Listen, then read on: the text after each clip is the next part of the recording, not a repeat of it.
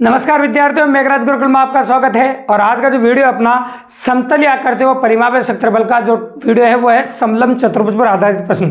तो आज हम डिटेल में चर्चा करने वाले समलंब चतुर्भुज के बारे में। समलंब चतुर्भुज का कंसेप्ट बात करेंगे, फॉर्मूला वेरिएंट बात करेंगे और उसके बाद जो लॉजिकल क्वेश्चन आज तक समलंब चतुर्भुज में 15 साल में बने उन सबके बारे में बात करेंगे। तो वीडियो एंड तक देखिए, कंप्लीट देखिए, ताकि समलंब चतुर्भुज से रिलेटेड कोई भी क्वेश्चन अगर एग्जाम में आता तो गलत नहीं होगा दोस्तों। तो अपन स्टार्ट करते हैं आपके सामने समलंब चतुर्भुज पर आधारित प्रश्न। तो समलंब चतुर्भुज आधारित प्रश्न कैसे होते हैं कि ये जो डायग्राम आपको बोर्ड पर दिख रहा है कि समलंब चतुर्भुज है, इसमें दो समांतर भुजाएं होती है। मान लो S1 है और ये S2 है, ये दोनों समांतर भुजाएं हैं और इनके बीच में जो लंब होता है ये बराबर होता है। इस लंब को क्या होता है, आप ऊंचाई h मान लीजिए, ये लंब हो गया आपका। तो समलंब चतुर्भुज जैसे नाम से लग रहा है समान लंब हो जिनके बीच में, तो दो समांतर भुजाओं के बीच में जो दूरी होती है वो बराबर होती है। दो समांतर भुजाओं के बीच में जो दूरी होती है वो बराबर होती है।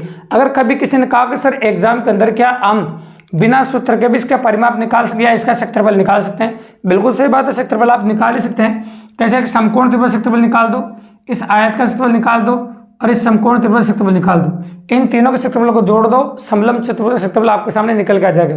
लेकिन इतनी मेहनत करनी क्यों जब एक छोटा सा फॉर्मूला है जिसको अगर आप याद रखते हैं तो कुछ लॉजिकल क्वेश्चन भी सोल्व हो जाएंगे और आसान वाले क्वेश्चन भी हो जाएंगे। जब दोनों काम एक से हो रहे हैं तो अलग अलग काम क्यों करें? तो डायरेक्टली विदाउट फॉर्मूला भी इस प्रकार से आप कर सकते हैं। तीनों के क्षेत्रफल को जोड़ दो, आपका क्षेत्रफल आ जाएगा, समलंब चतुर्भुज का क्षेत्रफल हो जाएगा वो आपके सामने।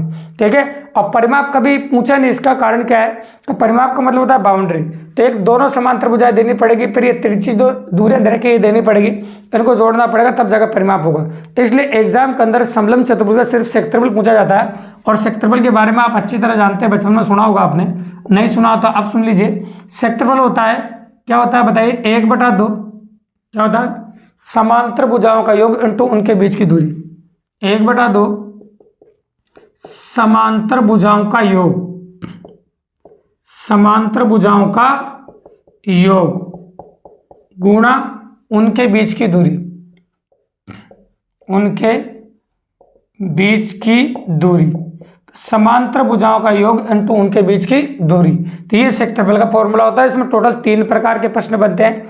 डिटेल में तीनों प्रकार के प्रश्नों के बारे में हम बात करने वाले हैं और तीनों प्रकार के प्रश्नों को आप देख लीजिए ताकि एग्जाम के अंदर कोई भी क्वेश्चन आ जाए तो समलंब चतुर्भुज का गलत नहीं होना चाहिए। ज़्यादा बड़ा टॉपिक नहीं, लेकिन काफी मजेदार टॉपिक है और तीनों क्वेश्चनों को अगर आप अच्छे समझते हैं तो कोई भी क्वेश्चन एग्जाम में गलत होने की संभावना 1% भी नहीं रहेगी आपकी। देखिए आप, जैसे मैं कहूँ आपके सामने सिंपली फॉर्मूला क्वेश्चन है, दोनों समांतर भुजाएं दे रखी है, एक तो आपको S1 और S2, ये दोनों समांतर भुजाएं आपको दे दी, जैसे 10 और 20 दे रखी है, दोनों 10 और 20 ये दे दी मैंने आपको, ठीक है।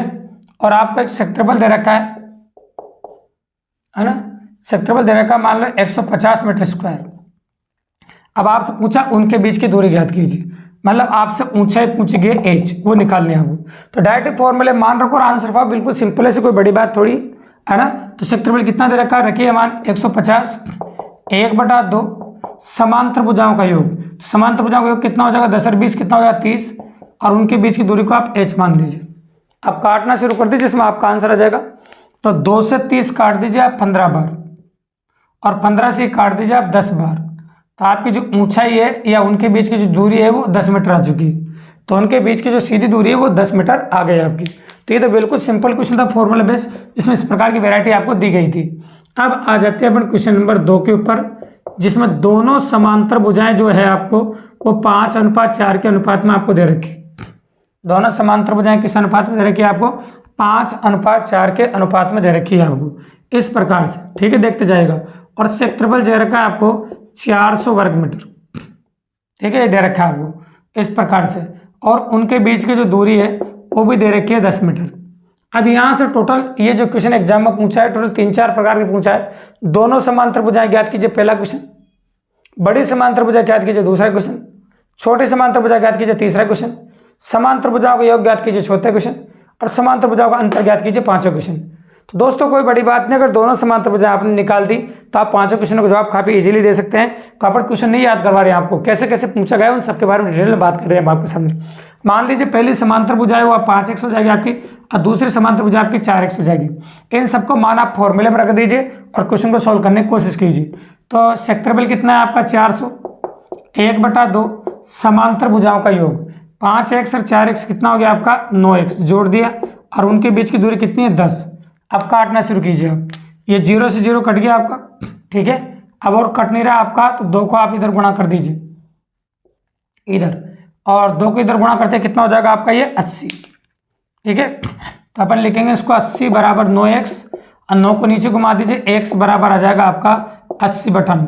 अब x का मान आने के बाद आप किसी भी प्रश्न का जवाब दे सकते हैं, ठीक है। आप चाहो तो इसका लगभग मान निकाल लो आप 9 का भाग लगा के, 9 8 72, कितना बच गया, फिर 8 बच गया, फिर 9 8 72, तो ये 8.8 समथिंग आ रहा है, जिसमें मैं लगभग 9 कह देता हूँ। 9 8 72, 9 8 72 ऐसे चलता रहेगा, तो मैं लगभग कह रहा हूँ 9। इसको एग्जाम के अंदर जब क्वेश्चन आएगा तो ये पूरा पूरा कटेगा, वेरिएंट बनेगा, मैं लगभग 9 दे देता हूँ। और लगभग जब 9 दिया है तो लो का मान यहाँ रख दीजिए। पहले समांतर भुजा 9 पंजे 45, दूसरी समांतर भुजा 9 चौक 36, तो पहली समांतर भुजा 45, दूसरी समांतर भुजा क्या हो जाएगी 36। योग पूछे दोनों को जोड़ दो, अंतर पूछे दोनों को अंतर कर दीजिए, बड़ी पूछे 45 है, छोटी पूछे 36। इस प्रकार से आप दोनों समांतर भुजाएं निकाल सकते हैं, और दोनों समांतर भुजाएं काफी इजीली से निकल गई। जिससे रिलेटेड कोई भी क्वेश्चन एग्जाम आ जाए वो भी आप कर सकते हैं। और क्वेश्चन कैसा बनता है एग्जाम में वो भी सुन लीजिए। जैसे क्षेत्रफल दे रखा है आपको ऐसे, ये 100 मीटर स्क्वायर, और उनके बीच की दूरी दे रखी है आपको 10 मीटर, और ये बोला बड़ी समांतर भुजा छोटी समांतर भुजा से 5 मीटर अधिक है। बड़ी समांतर भुजा छोटी समांतर भुजा से 5 मीटर अधिक है। तो जब भी कभी अधिक या कम बोले, एक को x मान लीजिए, एक x से दूसरी कितने हो जाएगा आपके x + 5, तो दोनों समांतर भुजाएं ज्ञात कीजिए। हो गया क्वेश्चन, तो मान रखो और आंसर पाओ। तो चलो देखिए आप कर ही देते हैं। या 4 ज़्यादा है, 5 ज़्यादा, 4 ज़्यादा, तुम्हारी मर्जी पर उतना ले लो, मैं 4 ज़्यादा ले लेता हूँ। 4 ज़्यादा है, 4 कम है, तब भी आप एक को x मान लो, एक को x - 4 मान लो, क्या फर्क पड़ता है, ठीक है। तो क्षेत्रफल कितना दे रखा है आपको 100, 1/2 समांतर भुजाओं का योग, इस समांतर भुजाओं का योग कर दिया अपन ने, और उनके बीच की जो दूरी है वो 10 दे रखी है मुझे। ये 10 से यहाँ गुणा कर दीजिए, और 2 को इधर कर दीजिए, ठीक है। तो 2 को 10 से गुणा किया कितना हो जाएगा आपका 20, और बराबर x और x कितना होगा आपका 2x, और +4, ये 4 उधर जगह माइनस का हो जाएगा, 4 उधर जगह आएगा माइनस का, तो हो गया 16 आपका, और ये हो गया आपका 2x। 2 से 16 कट जाएगा आपका 8 बार, तो x का मान कितना आ गया आपका 8। जब x का मान 8 यहाँ पर रखेंगे तो आप कह सकते हैं कि छोटी समांतर भुजा हो जाएगी आपकी 8, और 8 यहाँ रखोगे तो कह दोगे 12। तो एक समांतर भुजा होगी आपकी 8, और दूसरी समांतर भुजा होगी आपकी 12। तो दोनों समांतर भुजा अपन ने काफी इजीली निकाल दी, है ना। जिनको पूछा था वो दोनों समांतर भुजाएं ज्ञात कीजिए। बड़ी समांतर भुजा 12 और छोटी समांतर भुजा 8, जिनके बीच में 4 का अंतर है। ऐसे ज्यादा है कम भी बोल सकता है, कई बार ऐसे भी बोलते, देखो जैसे अपन बोला था ना 5:4 के अनुपात में, उसी प्रकार से कई बार वो बोल दे कि बड़ी समांतर छोटी समांतर भुजा की 4 गुनी है, इसको x मान लो और दूसरे को 4x मान लो, और तरीका ये रहेगा कुछ x आ जाएगा या 4x आ जाएगा, और ट्यूशन करने का तरीका ए रहेगा। तो कई बार गुना भी बोल देता तो कोई फर्क नहीं पड़ता है, क्वेश्चन सेम ही होता है। तो इस प्रकार से समलम चतुर्भुज से आया हुआ कोई भी क्वेश्चन काफी इजीली कर सकते हैं। फिर भी देखो हर वीडियो के एंड में हम हमेशा बोलते हैं आपको एक टॉपिक 100% कंप्लीट करते हैं अपन एक वीडियो के अंदर। तो इस वीडियो के अंदर समलम चतुर्भुज 100% कंप्लीट किया, लॉजिक के साथ, फॉर्मूलाज के साथ और कंसेप्ट के साथ। फिर भी अगर आपको कोई भी क्वेश्चन ऐसा मिला हो समलम चतुर्भुज से रिलेटेड जो आपको एग्जाम आया हो और आपको नहीं आया हो, या फिर मैं आपको ऐसा लगता है कि वीडियो में कहीं नहीं है, आप उसको कमेंट बॉक्स में कमेंट जरूर कीजिए दोस्तों, उसका सोल्यूशन आपको 100% मिलेगा। अब मुझे लगता है कि आज के बाद इस वीडियो को कंप्लीट देखने के बाद समलम चतुर्भुज से रिलेटेड कोई भी क्वेश्चन आपका गलत नहीं होगा। तो चैनल पर बने रहिए दोस्तों। अगर वास्तव में हमारा वीडियो आपको पसंद आया तो चैनल को सब्सक्राइब कीजिए, लाइक कीजिए, शेयर कीजिए, और अपने दोस्तों को बताइए, ताकि आप free of cost life time math reasoning जब तक आपका सिलेक्शन नहीं होता है तब तक मैथ रीजनिंग आप कंप्लीट मेरे से पढ़ते रहे मेरे चैनल पर। धन्यवाद।